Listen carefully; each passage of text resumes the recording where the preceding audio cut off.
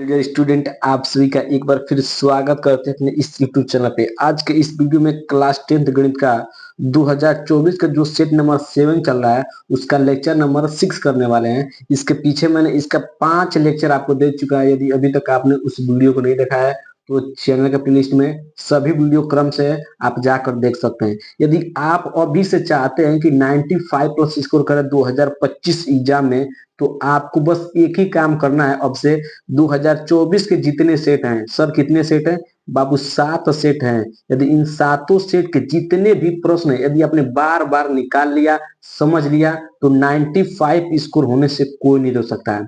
2024 के सातों सेट है और ऑलरेडी ये आखिरी सेट आपका चल रहा है। इसके पीछे मैंने आपको 6 सेट को पूरी तरह से कंप्लीट कर दिया है। जाकर उस वीडियो को देखिए और 95 प्लस स्कोर कीजिए 2025 एग्जाम में। ठीक है, तो चलिए वीडियो को शेयर करते हैं। यदि आप हमारे चैनल पर परिवार आए तो चैनल को सब्सक्राइब कीजिएगा और वीडियो को लाइक और शेयर जरूर कीजिएगा और एक प्यारा सा कमेंट जरूर कीजिएगा। यदि यहाँ तक आपने वीडियो को देखा है तो आपको प्यारा सा कमेंट जरूर कर देना है, ताकि आपको हम इसी तरह सारे सब्जेक्ट के मोस्ट इंपॉर्टेंट क्वेश्चन करा दें। तो आपको एक कमेंट जरूर करना है। यदि आप सच में मेहनत कर रहे हैं तो आपको एक कमेंट जरूर करना है। ठीक है, चलिए इस तरह हम अगले वाले प्रश्न को करते हैं। हमने पिछले वीडियो में खंड ब को पूरी तरह से कंप्लीट कर दिया था। इस वीडियो में हम लोग 22 नंबर प्रश्न को देखेंगे। ठीक है, 22 नंबर प्रश्न आप क्या है? 22 नंबर का है किन्हीं 5 खंडों को हल कीजिए। इसमें आपका 6 प्रश्न है, किन्हीं 5 को आपको क्या करना है? सॉल्व करना है। ठीक है, चलिए पहला प्रश्न है कि दिखाइए कि रैखिक समीकरण 3x माइनस वाई बराबर 2 तथा 9x माइनस 3y बराबर 6 के अनेक हल होंगे। ये आपका 4 नंबर का प्रश्न है और आपको 2 समीकरण दिया है और आपको बताना है कि दोनों समीकरण का कितना हल है? अनेक हल है। ठीक है, बहुत आसान प्रश्न, एकदम आसान समझ में आएगा, आपको कोई भी दिक्कत नहीं होगा। इसको थोड़ा साइड करते हैं और आपको मैं समझाते हैं। ठीक है, देखिए कह रहा है कि आपको 2 समीकरण दिया, ध्यान समझिएगा। पहला समीकरण क्या है आपका? एकदम ध्यान समझिएगा। ठीक है, पहला समीकरण आपका है 3x माइनस वाई बराबर 2 और दूसरा समीकरण आपका यहाँ से 9x माइनस 3y बराबर 6। आपका 2 समीकरण है। ठीक, अब इन दोनों समीकरणों को बताना है कि अनेक हल है। तो अनेक हल होने के लिए आपने एक कंडीशन पढ़ा होगा चैप्टर 3 में कि जब कोई भी 2 समीकरण दिया होता है और उसका अनेक हल तभी होता है जब a1 बटा a2 बराबर होता है b1 बटा b2 के और ये बराबर होता है c1 बटा c2 के। यही आपका एक सूत्र है कि कोई भी 2 समीकरण देगा तो उसका अनेक हल तभी होगा जब a1 बटा a2 बराबर होगा b1 बटा b2 के और ये बराबर होगा c1 बटा c2 के।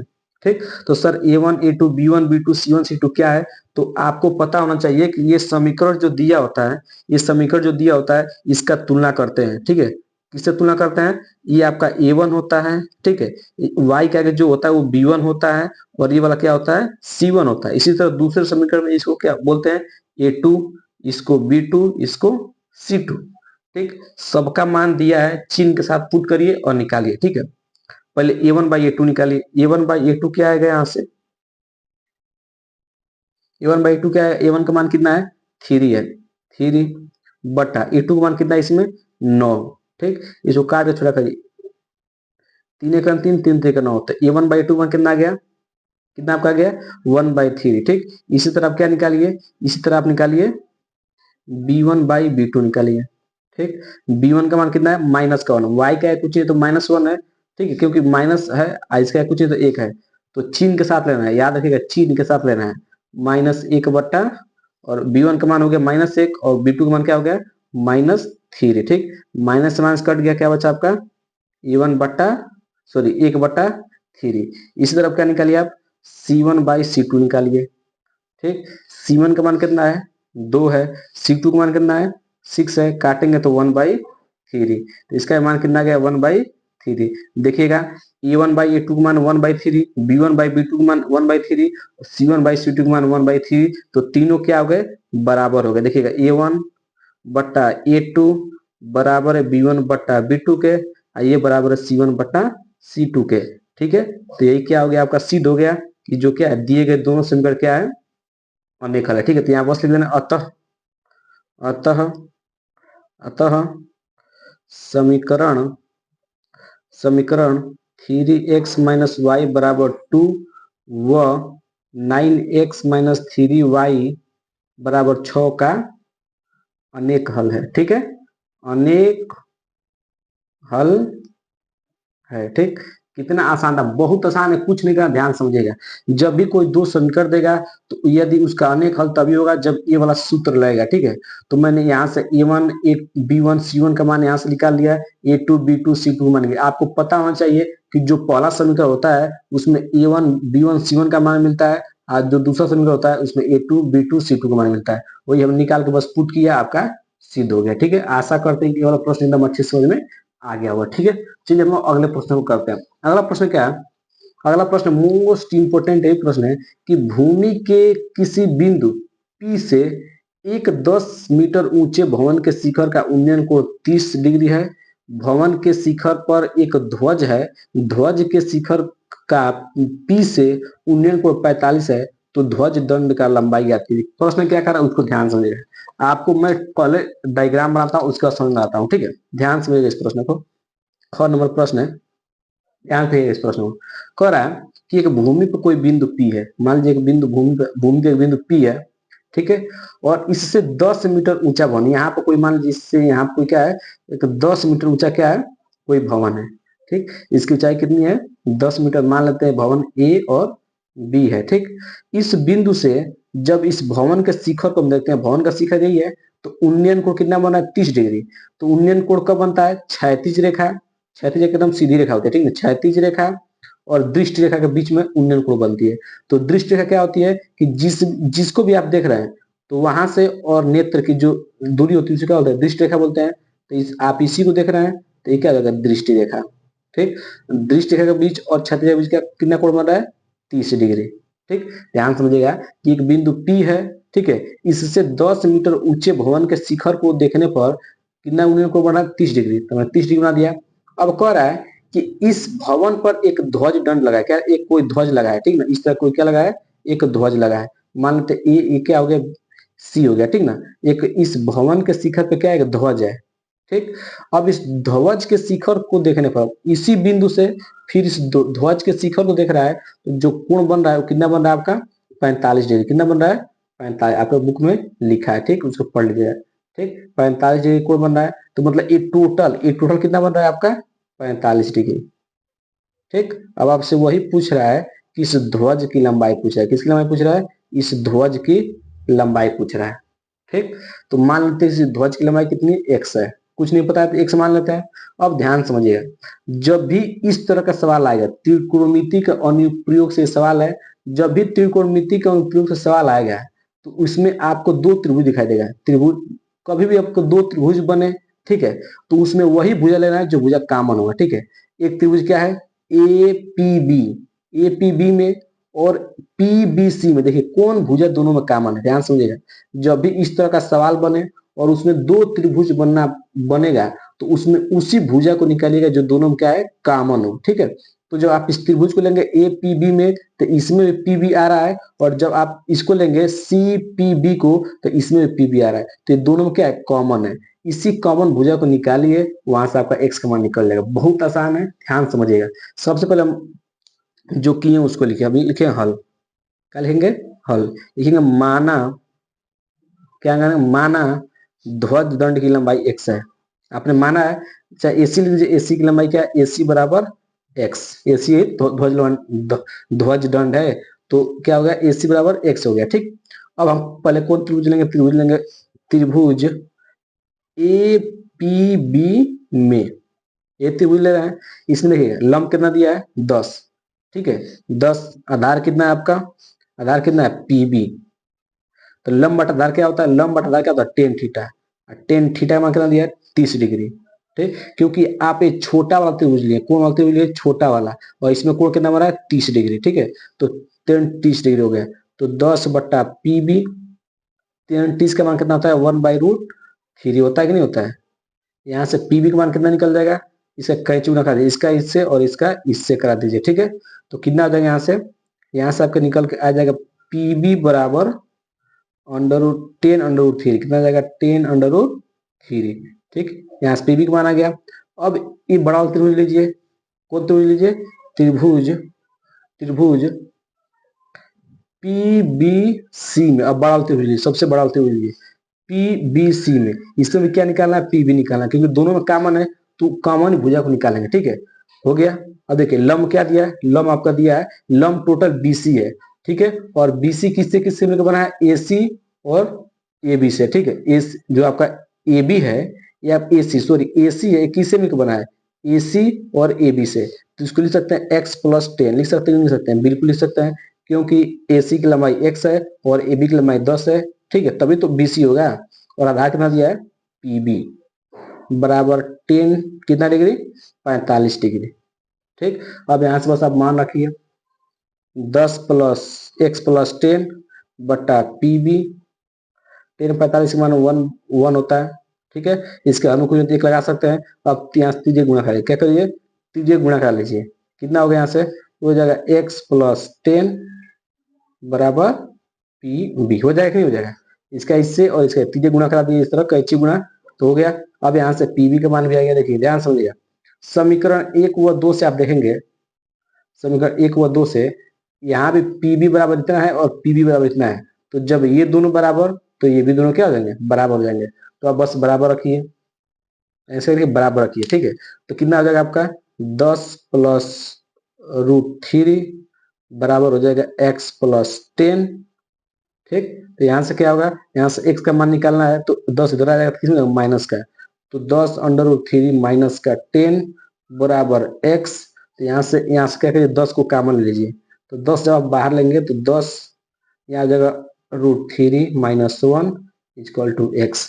ये क्या हो गया, ध्वज दंड की लंबाई होगा, क्योंकि आपने ध्वज दंड की लंबाई क्या माना था, x माना था, तो वहां से क्या आपका x का मान निकल गया, ये आपका क्या हो गया, आंसर हो गया। ठीक है, कितना आसान है, बहुत ज्यादा आसान है, कुछ किया नहीं हो, ध्यान समझिएगा।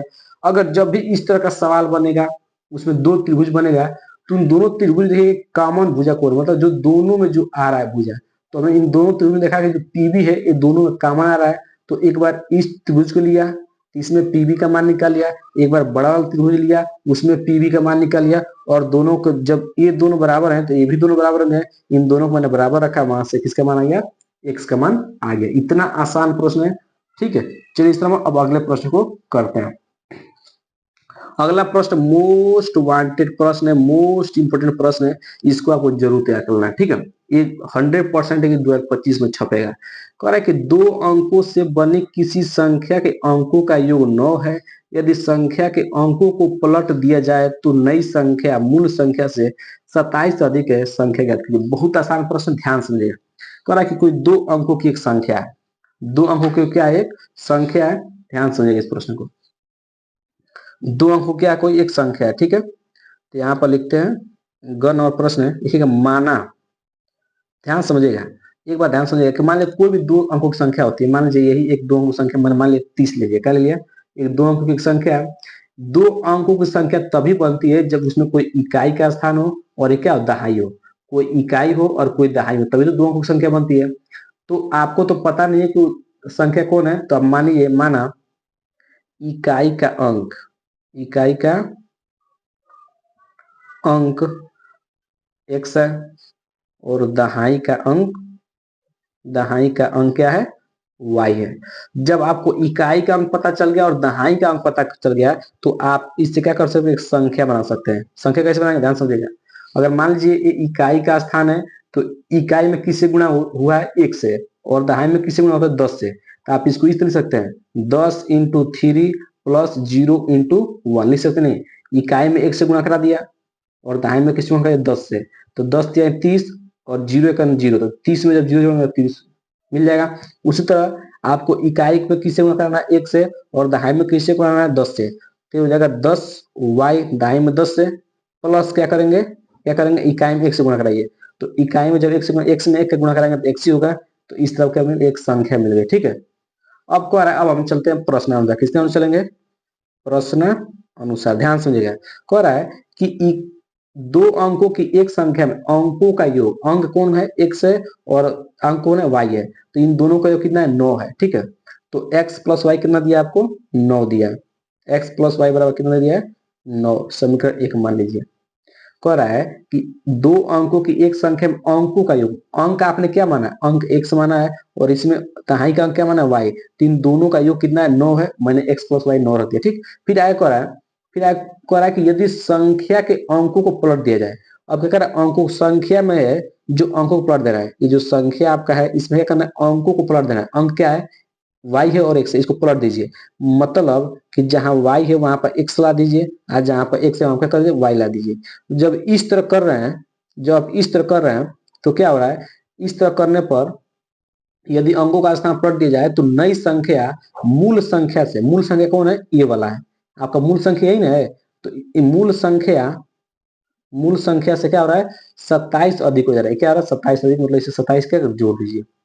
कह रहा है कि यदि संख्या में अंकों का स्थान पलट दिया जाए, मतलब x के जगह पर y और y की जगह पर x को ला दें, तो इस तरह जो नई संख्या बन रही है, ये क्या है, ये जो पुरानी संख्या है, जो पुरानी संख्या आपको पहले से थी वो क्या है, 27 अधिक हो जा रहा था। हमने क्या किया, 27 जोड़ दिया। ठीक है, अब बस आप इसको क्या कीजिए, सॉल्व कीजिए। x वाला की तरफ और y वाले की तरफ लगाइए, ठीक ना।